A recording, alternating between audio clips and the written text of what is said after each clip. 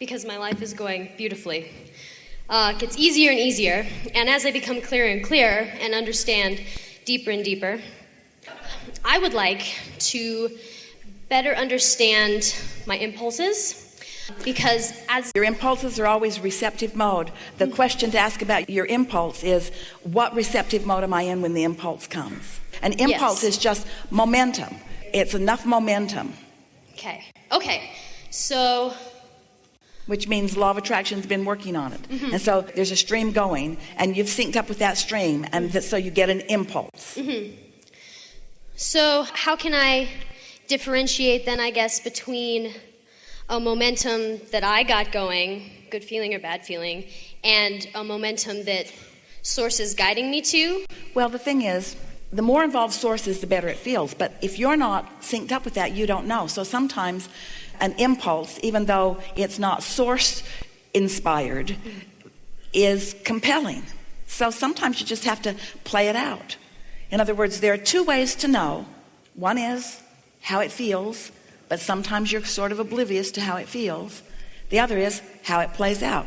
And there's nothing wrong with it playing out. Quite often, something will play out in Esther's experience, and she will say, darn, I thought that I was in a better receptive mode on that one. But in retrospect, I see that I was not.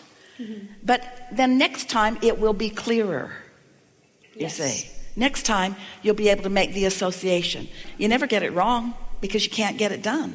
In other words, it's never done, so it can't be wrong because there's still more to do about everything. Do you want to ooze some more wonderful vibration on me? Because, of course, you answered my question. Well, let's talk about it with just a little bit of detail. So let's say that you have an impulse to do something.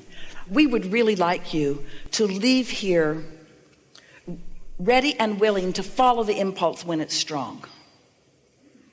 In a sort of no holes barred, unguarded sense of, let's just see where this goes. Sort of like your parent might say to you, well, let me know how that works out. Because sometimes you just don't know until you know.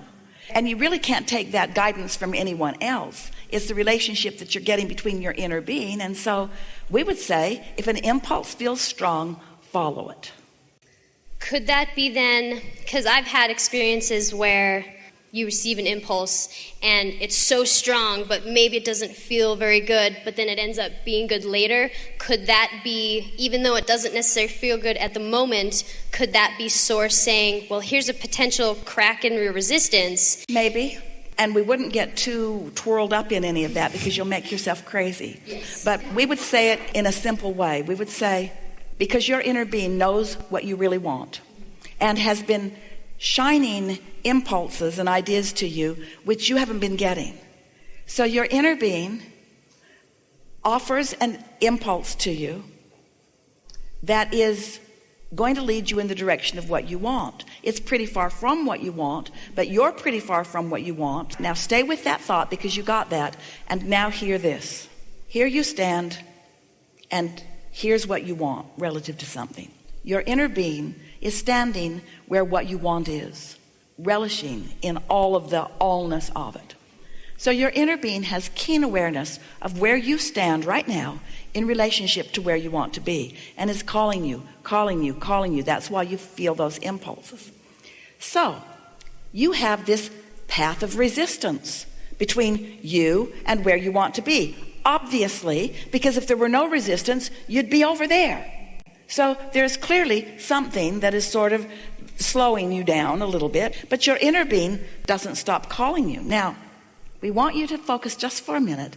See a trail, see your inner being calling you, and see the resistance on the trail, and acknowledge that you put every bit of resistance on the trail. You did. You put it all there through past experiences.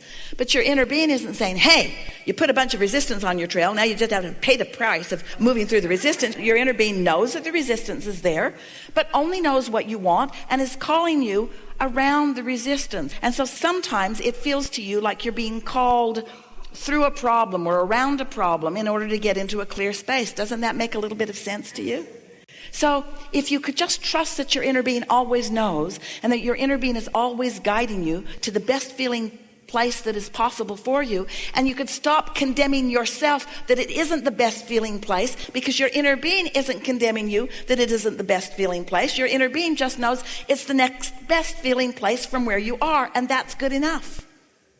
Don't you like that? There is never any, oh, you should have done something different coming from your inner being. But when you say that, you throw more stuff on the trail, and you make it less likely that you will hear what your inner being is saying. So let's say something really bold here. We've never said this before, and we are thanking you. The entire universe thanks you for bringing us to this leading edge place. Most important thing that we've ever said to anyone about anything. Awesome. Every impulse is guided by source. You kind of just blew my mind. Will you say that again? Every impulse you receive, when it's strong like that, it's source calling you. Don't go back later and relitigate whether it was the right choice or not. You felt it, it was strong, you moved on it, and it moved you to a new place. Maybe the new place it moved you to was clarity. Maybe the new place it moved you to was launching more rockets of desire. But it's a new place, and therefore it's good.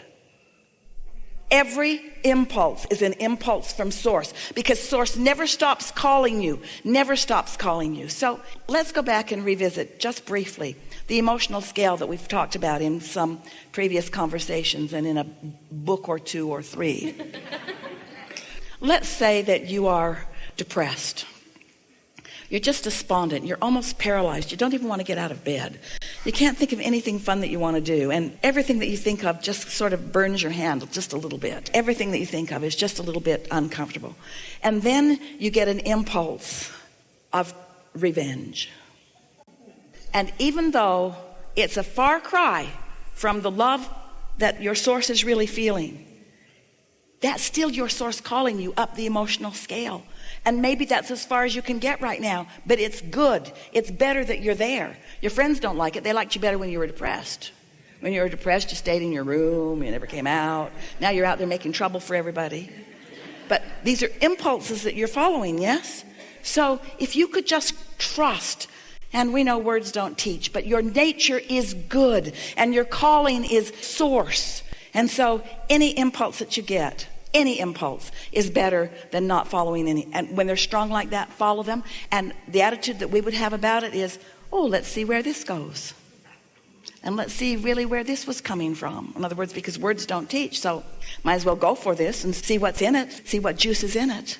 And if you have that sort of free-flowing attitude of loving yourself anyway, and oh, what do I have to lose, and let's just go for it, and sort of loosen up that guardedness and be willing to follow the impulse and follow the impulse and follow the impulse, before you know it, you'll be following some really incredible impulses. And with this, we want to just say one more thing, because we want you to really feel this and hear this and know this. Imagine yourself in your car, in traffic, in your lane, and imagine those lines on the road. And know how good you are at staying in those lines. And know how good you are at controlling your vehicle in the lane. Now imagine that you get over on the rumble strip, and you know you're on the rumble strip, but you don't fight it. You just get back in your lane. You don't question your goodness unto the universe.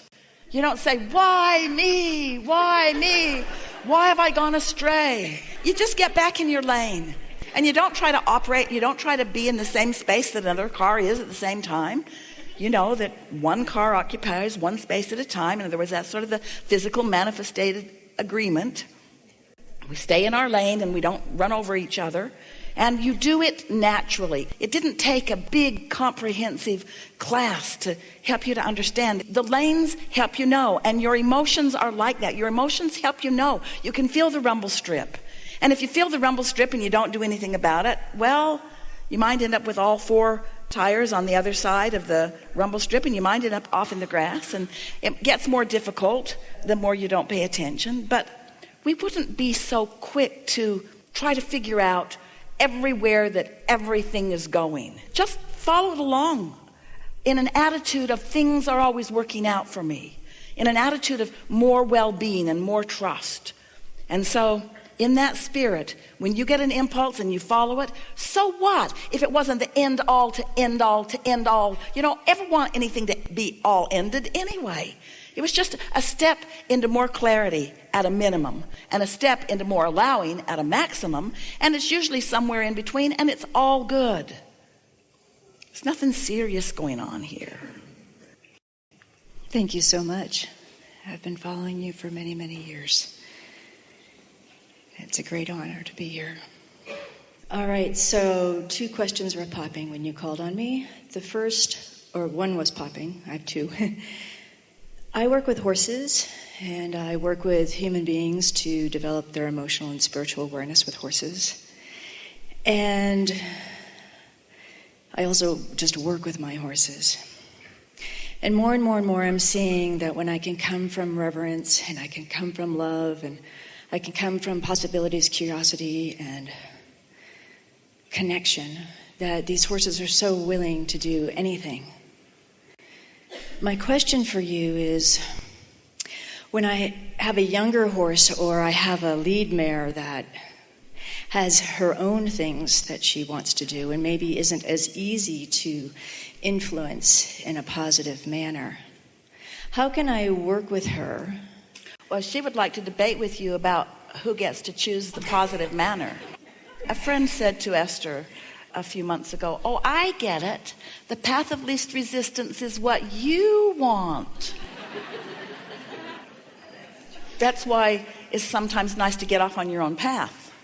But when you come together in harmony, of course, the first harmony that you must find, if you want to find harmony, positive harmony with any other, is to get in sync with who you really are. So let's start there. This picks up nicely from what we were talking about just before segment of refreshment. So let's say you're coming together with one of these magnificent beasts, and you have an idea of something that you would like to do with this horse, and the horse has a different idea of how she would like to spend the day.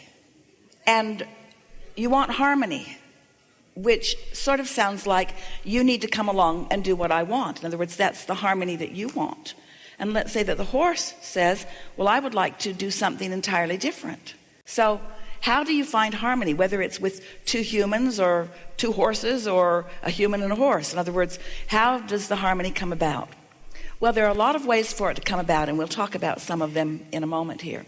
But the first thing that we want to clarify with a lot of emphasis is that if you are in sync with your inner being as you come into this relationship, there's a high probability that you will find harmony, because when you are in sync with your inner being, usually the horse is too.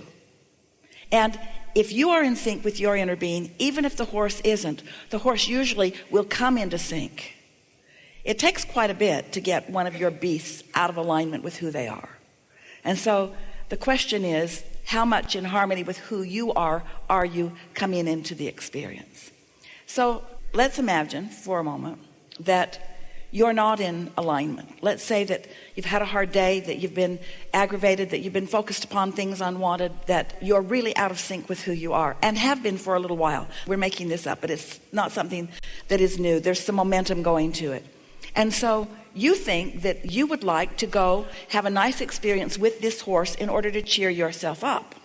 So your intentions are good, but your vibrational alignment is not there yet. So you want to come together with the horse. And let's say, because it is usually true, the horse is tuned in, tapped in, turned on. And let's say you're not. Let's say you're in an aggravated mode. Well, right away, there is a dissension between you. And that horse is not going to join you here easily. Now, your inner being will never join you here. The horse could be persuaded to join you, but then you're not going to have a good experience. So you could whip the horse into submission. You could use the tactics to get the horse, it's path of least resistance, horse, come my way. It can be the easy way or the hard way, those kinds of things. And the horse, unlike your inner being, will join you at some level other than this high-flying level. But it will not be the joyful, rambunctious, free-flowing, energetic experience that it is if you make the decision to bring yourself into vibrational alignment with who you are. And so that's the thing that is a little interesting about wanting to utilize the good intentions and the nice demeanor of a high-flying, good-feeling animal in order to help humans who aren't feeling so good move up on the emotional scale.